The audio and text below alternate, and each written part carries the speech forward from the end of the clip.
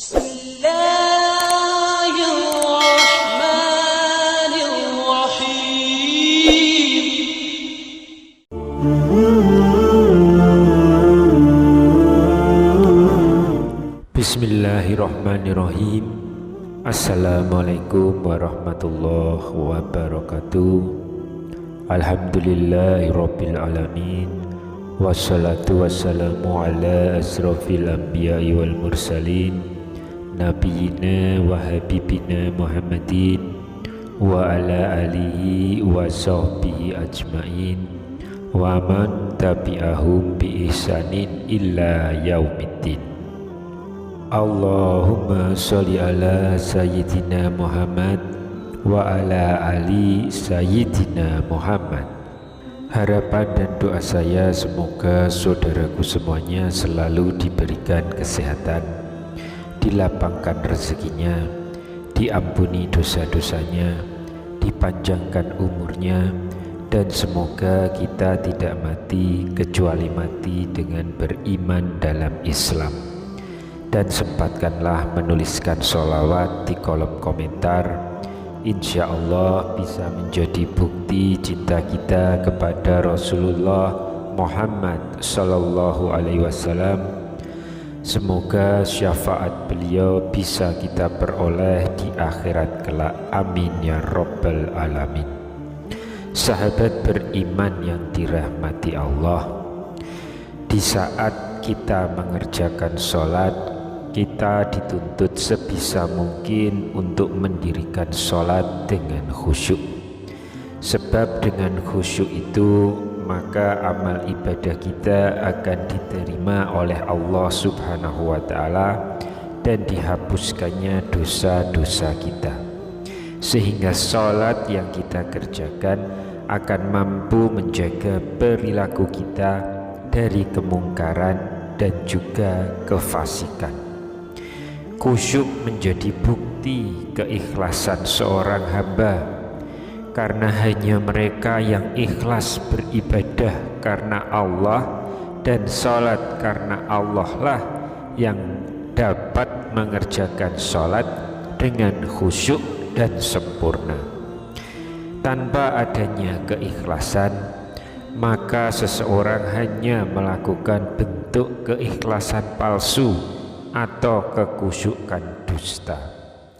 Dan berikut ini adalah 6 golongan orang yang sholatnya tidak khusyuk, karena mereka ini senantiasa sholat bersama dengan setan. Siapa sajakah orang-orang yang masuk golongan tersebut? Semoga kita tidak termasuk di dalamnya. Amin ya Rabbal Alamin. Silakan tonton video ini hingga selesai supaya semua informasi yang kami sampaikan bisa diterima secara lengkap, supaya tidak gagal paham insya Allah. Sahabat yang dirahmati Allah, golongan pertama dari orang yang sholatnya tidak khusyuk adalah orang yang tidak fokus pada sholatnya. Tidak fokus saat melaksanakan sholat menjadi salah satu tanda bahwa setan sedang bersama dirinya.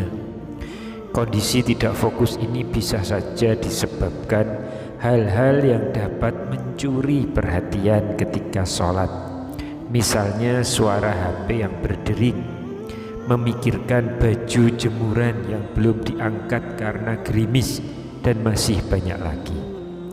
Dalam sebuah hadis yang diriwayatkan Aisyah radhiyallahu anha, ia berkata, saya bertanya kepada Rasulullah tentang hukum menengok ketika sholat. Rasulullah Shallallahu Alaihi Wasallam menjawab, itu adalah curian setan-setan atas sholat seorang hamba. Hadis riwayat Bukhari. Lalu yang kedua adalah orang yang sholatnya tergesa-gesa, dikarenakan ingin mengerjakan hal yang lain, maka biasanya seseorang akhirnya sholat dengan cepat dan tergesa-gesa. Sebaiknya Anda lebih berhati-hati dan waspada jika mengalami hal seperti ini, karena ini adalah tanda bahwa Anda sedang bersama dengan setan. Rasulullah Shallallahu Alaihi Wasallam melarang umatnya melakukan hal seperti ini. Dalam sebuah hadis, Rasulullah bersabda, sejahat-jahatnya pencuri adalah yang mencuri dari sholatnya.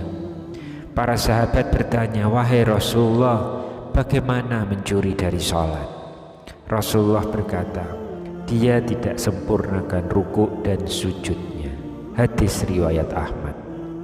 Yang ketiga adalah orang yang ragu buang angin. Hal seperti ini pasti sering dialami oleh banyak orang. Bahkan mungkin kita pernah mengalami hal ini.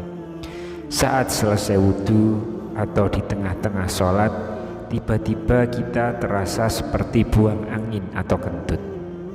Ternyata perasaan ragu buang angin atau tidak ini adalah sebuah gangguan yang setan tiupkan untuk mengacaukan sholat seseorang.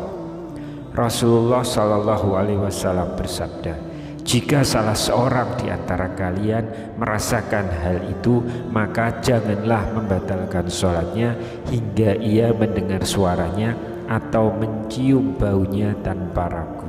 Hadis riwayat Ahmad. Yang keempat adalah wanita yang sholat ke masjid menggunakan wangi-wangian. Ternyata wanita yang pergi ke masjid dengan menggunakan wewangian itu juga didekati oleh setan. Karena dengan aroma-aroma seperti itu, setan justru lebih mudah untuk membuat sholat dari orang yang ada di sekitar wanita yang menggunakan wangi-wangian ini untuk menjadi tidak khusyuk. Menggunakan wangi-wangian saat ke masjid adalah salah satu perbuatan yang Rasulullah larang. Rasulullah pernah bersabda, jika salah satu dari kalian para wanita hendak ke masjid, maka janganlah sekali-kali menyentuh wewangian. Hadis riwayat Muslim. Yang kelima yaitu orang yang was-was di dalam niatnya. Orang pertama yang bersama setan saat sholat adalah mereka yang merasa was-was dalam niatnya. Biasanya perasaan was-was ini akan berlangsung hingga ketika sholat. Hal ini akan membuat orang ragu terkait rukun sholat yang seharusnya dikerjakan. Misalnya lupa jumlah rakaatnya, lupa bacaannya, dan lain sebagainya. Jika mengalami hal seperti ini, maka kita seharusnya waspada, karena sebenarnya kita tengah bersama dengan setan yang menggoda. Setan menghembuskan was-was dan syubhat dalam diri manusia. Hal ini sudah dilakukan sejak awal permusuhan setan dengan Allah, yaitu ketika setan menggoda Nabi Adam dan Siti Hawa untuk memakan buah khuldi. Allah telah berfirman, "Fawaswasa ilaihi syaitan, qala ya Adamu hal adulluka ala syajaratil khuldi wa mulki la yabla." Yang artinya, maka setan membisikkan pikiran jahat kepadanya. Ia berkata, wahai Adam, maukah aku tunjukkan kepadamu pohon khuldi atau keabadian dan kerajaan yang tidak akan binasa. Quran Surat At-Taha ayat 120. Yang keenam adalah orang yang ingat semua hal ketika sholat. Di antara kita pasti sering mengalami hal ini. Saat sedang khusyuk sholat, tiba-tiba teringat hal-hal yang bermacam-macam. Ternyata setan tidak akan membiarkan manusia sholat dengan khusyuk.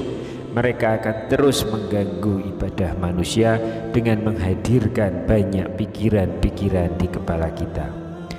Ada sebuah kisah pada saat Imam Hanafi masih hidup. Ada seseorang yang datang kepadanya karena orang ini lupa meletakkan suatu barang miliknya. Kemudian Imam Hanafi menyuruh orang ini untuk sholat dengan khusyuk sepanjang malam dan berdoa kepada Allah agar barang yang hilang tersebut dapat ditemukan. Kemudian saat menjalankan perintah tersebut, ternyata baru setengah malam saja orang yang kehilangan barang ini langsung bisa mengingat lagi di mana ia meletakkan barangnya. Kemudian esok harinya ia lalu bertanya kepada sang imam, mengapa hal ini bisa terjadi? Sang imam kemudian menjawab bahwa setan tidak akan senang apabila seorang hamba khusyuk dalam sholatnya, sehingga setan akan membuatnya mengingat semua apa yang ia lupakan saat sholat. Sahabat-sahabat yang dirahmati Allah, setelah kita tahu tentang hal ini, maka sudah saatnya kita memperbaiki diri dalam melakukan sholat, karena di akhirat kelak amalan yang paling dulu dihisab adalah sholat kita. Jika sholat kita baik, insya Allah maka yang lainnya juga akan baik. Wallahu a'lam bishawab. Subhanakallahumma wa bihamdika asyhadu alla ilaha illa anta astaghfiruka wa atubu ilaik. Demikian yang bisa saya bagikan di kesempatan kali ini. Semoga pembahasan ini dapat memberikan manfaat untuk kita semua. Amin ya rabbal alamin. Wassalamualaikum warahmatullahi wabarakatuh.